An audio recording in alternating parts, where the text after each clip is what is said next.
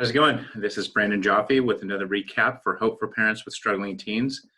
I want to start off with kind of a saying or a question that I asked every parent in group to ask themselves each and every day. And that's, who am I as a parent and how am I going to behave today?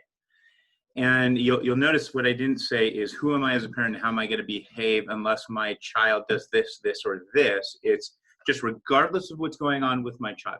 Who am I? Who do I want to be as a parent? Who am I as a parent and how am I going to behave to achieve being that person? And it gets difficult every day to do that. And I think you have to make a daily proclamation to make sure that you control the person that you want to be with your children, because they will make it difficult.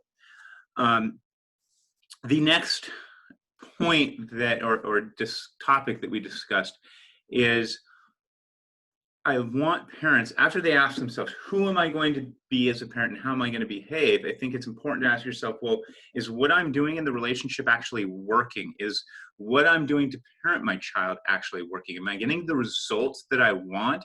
Am I fostering a healthy relationship with my child? Or am I trying the same thing over and over again, trying to parent, ruining the relationship, getting angry, yelling, and still not getting the long-term results that I was hoping for with my child? Okay, remember, we always want to be a better influence, even when we don't control the moments that are difficult.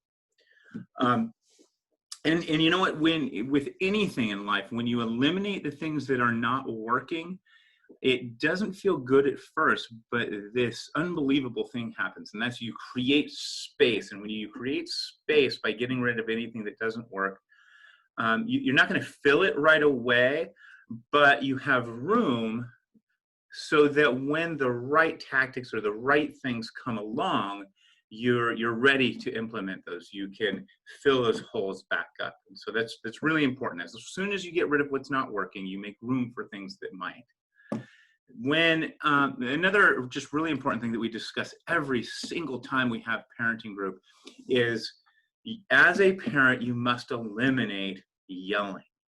Yelling gives your child the excuse to blame you. Yelling and expressing your anger gives them the excuse to not focus on themselves and realize what they may or may not be doing wrong.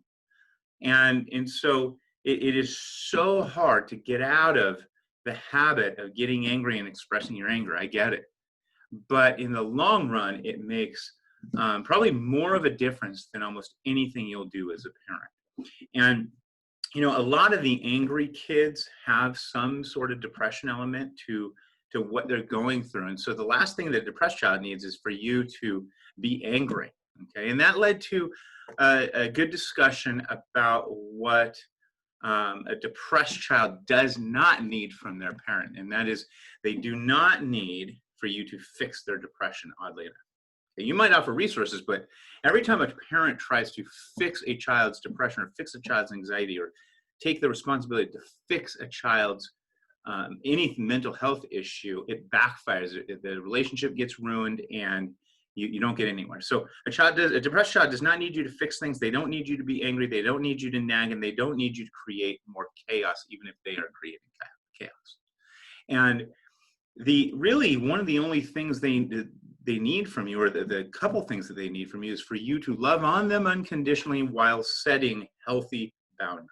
Okay, remember, you cannot fix their depression. And so a pattern that we kind of uncovered and discussed in group tonight is that a parent will be worried about their child, and that worry about their child leads to them trying to fix, even though nothing changes. So they go from worrying to trying to fix, and then nothing changes, and then they try to fix even more, whether it be through nagging or trying to take control, and then nothing changes. And then, because nothing's changed and they put so much effort in, the parent then gets a little bit angry and a little bit forceful, and then nothing changes. And then the parent starts enabling and nothing changes. Then the parent gets angry and nothing changes. And then the parent, because they got so angry, feels guilty, and then enables because they feel guilty, and then things get worse or nothing changes. And then the parent repeats that cycle, building resentments and building chaos in the room. Okay. And so if you relate to that pattern that I just described, stop it now. And it goes back to what we discussed earlier, which is stop whatever is not working. Okay. The something that I was thinking of but didn't mention or didn't have a chance to mention is that a parent's emotions and their reactions to issues often get in the way of the message that they're trying to pass on to their child. And so I think that's important to remember, that if you're worked up, the way that you discuss with your child, or the timing of discussing things with your child, often gets in the way of the message and might even create the opposite effect of what you're trying to teach them. When your child's a little bit older and they're depressed or they're suffering from some other mental illness that you can't control, there's not much that you can do. And I listed off what you can do and offer. And that's, you can offer resources. You can make sure that you're a safe parent and that you are influencing them, not controlling them, but influencing them. You can take care of yourself so that when they're ready to come to you, you're not dragged down with them. You haven't been dragged down with them. You can listen, and you can stop any enabling behaviors, and you can maintain a good relationship on your end of things, even if they're not able to do that.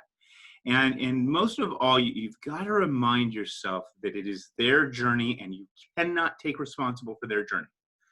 You can walk alongside them, you can love them, but you cannot take responsibility for their journey. And anytime a human being takes responsibility for somebody else's journey, everything falls apart. And the relationship and both lives become worse for somebody else trying to take responsibility for that journey. Okay. And so I really encourage parents to kind of think through, when you figure out that your child's depressed, acknowledge what's going on with them and offer the resources, walk alongside them, and remember that if in spite of their unhappiness, if you can find a way to be the happiest person they know, even though it's not easy to watch them go through this, if they can see that you function well and can walk alongside them but not be dragged down with them, and if you check the vibe in your home, what happens is you're going to be much more influence on helping them beat the depression that they're struggling with. And so I encourage every parent out there that is struggling with a teen or struggling with a 20-something-year-old to first take care of yourself. Okay? First, recognize that you need to be strong so that you can walk alongside them. And remember that you need to get focused on your journey, not theirs. Okay? You might be walking alongside their journey, but if you're not focused on your journey, you're not going to be strong enough when they come to you for help. And you're not going to have any more resources to give them if they finally are willing to take responsibility for their journey. So I thank you for joining me tonight, and I thank everybody that was joined us in the parenting group, and I look forward to seeing you again soon. Thanks a lot.